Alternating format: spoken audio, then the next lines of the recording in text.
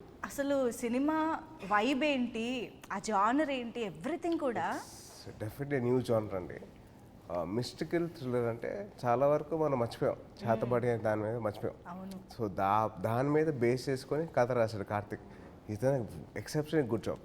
కదా. అండ్ దాని తగ్గట్టు సుకుమార్ గారి స్క్రీన్ ప్లే ఆ, అసలు అదర్ కూడా సరే ఆయన. ఇప్పుడు ప్రొడక్షన్ వాల్యూస్ ప్రసాద్ గారు అవును. సూపర్. అవును. సో ఎవ్రీథింగ్ అన్నీ కలబోసి విరూపాక్ష. ట్రూ.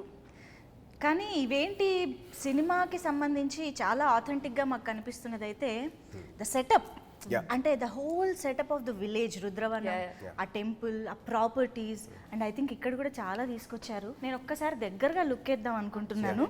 ఇది లాంతర్ అయితే అదిగో అక్కడ కనిపించింది నాకు ఇందాక. ఆ, అది సూర్య పట్టుకుని వెళ్ళే లాంతరే కదా. ఇందులో ఏదైనా చాలా వాడకం ఏంటి పట్టుకోండి అదేం పర్లేదు. వద్దు, మీరంత ఇచ్చాక నేను ఇంకా ధైర్యం చేయను. ఈ డబ్బాలో ఏముందంటారు? చూసుకోండి చూడండి, ఓపెన్ చేసి చూడండి. చూసుకోండి. ఏది ముట్టుకోవాలన్నా నేను ఇంటర్వ్యూకి వచ్చేసాక మీరు చేతబడి చేయకూడదు, అయిపోయింది అక్కడ. మిమ్మల్ని రప్పించడం కోసం చేతపడి చేసాం. Nothing will attack you, no don't. ఇది టెలిస్కోపే కదా. అవచ్చు. అయ్యా ధైర్యంగా ముట్టుకున్నానండి.